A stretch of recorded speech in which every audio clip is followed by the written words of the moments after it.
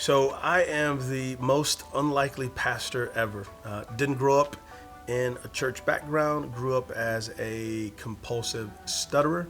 Growing up as a kid in San Antonio, Texas, we really didn't pray together. We didn't eat dinner together.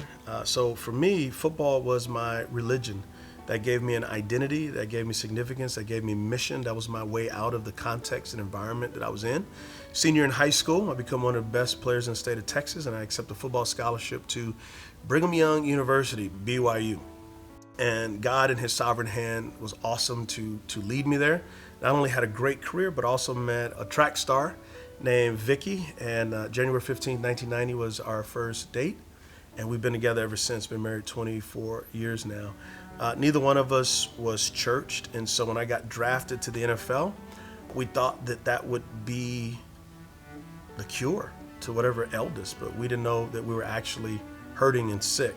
But I had a teammate who would share the gospel with me for 5 years. My wife had someone at work who would share the gospel with her. August 2nd, 1997 is when I came to faith, fell in love with Jesus, played one more year with the Colts, then moved to Charlotte, North Carolina to finish my career with the Carolina Panthers. Played in 3 games, injured my knee, and so I couldn't play the rest of the season. So all I did was read the Bible and share what I was learning.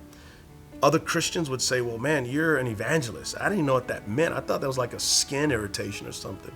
But they were like, no, like God has gifted you to be a person who can communicate the good news. So anyway, retired from the NFL, didn't know what we're going to do. Speaking was not an option because, like I said, I was a stutterer. But God in his grace allowed us to go speak at an event in Columbia, South Carolina. That went well. A lot of people came to faith. And for the next 4 or 5 years, my wife used her administrative gift to organize my travel, and I went out and proclaimed the gospel. But after 4 or 5 years, we began to notice that the places where I went were segregated. It was either all white or all black, and we couldn't understand that because the nightclubs we used to party in were diverse. My football teams were diverse. The NFL was diverse. The Army was diverse. American society was diverse, but the most segregated institution was the church. And when I began to ask pastors and other Christians why, I got some pretty lame answers. And I sensed God saying, don't criticize, create.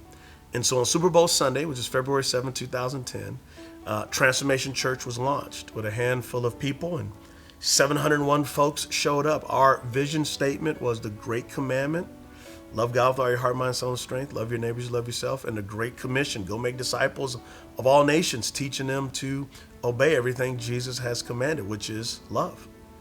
And so we launched, and God has grown us. We've been one of the fastest growing churches in the nation. It's been beautiful. And so people will often ask me, well, how have you been able to crack the diversity code? And the first thing that I say is that it begins with prayer. Like when we pray, we get in touch with the very heart of God. Ephesians 3:10 says that God has an eternal purpose. From all eternity, he wanted Jewish people, Gentiles, to be his covenant community. And we see this in Revelation chapter 5, verses 7 through 9. Every nation, tribe, and tongue worshiping Jesus. So we need to pray to have the very heartbeat of God. So it begins, ends, and is maintained by prayer. Number 2, we need to have a theology to understand that the Apostle Paul did not plant churches for Jews, churches for Greeks. He planted Jesus's church for the ethnos, for everybody. He didn't say, let me plant a church for the rich Jews and the poor Greeks or the poor Scythians or the rich barbarians. No. He planted Jesus-centered gospel churches that connected people with God vertically and one another horizontally. Like this is intrinsic to the gospel. Ephesians 2:14 through 16. Christ was our peace. He broke down a dividing wall. Through his body, he created a new humanity, right? Number 3 is you need diverse leadership. We see this in Acts chapter 6, also in Acts chapter 13. That if you want a diverse church, you have to have diverse leadership. Also, don't try to plant a multi-ethnic church without living a multi-ethnic life. So number 4 is you need a cross-cultural competency. We need a lot more humility as we engage and entertain the idea of creating local communities of ethnic and socioeconomic diversity. One of the greatest ways you can show someone that you love them is by listening to their story. Put your feet in their shoes and walk a mile before you comment.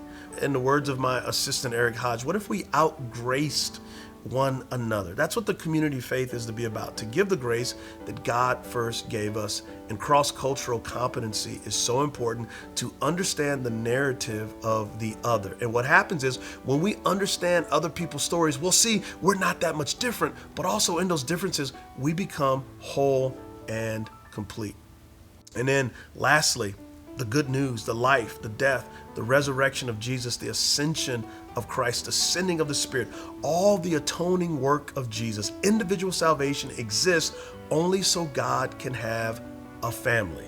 The gospel is not about going to heaven when you die. The gospel is about bringing heaven, or the eternal kind of life, to an earth that's filled with spiritual death, and we, God's people, are made alive. So that's what it means to be a multi-ethnic church planner, a high definition leader. We begin to see all of God's people for the colors that they have to create this beautiful multi-ethnic family.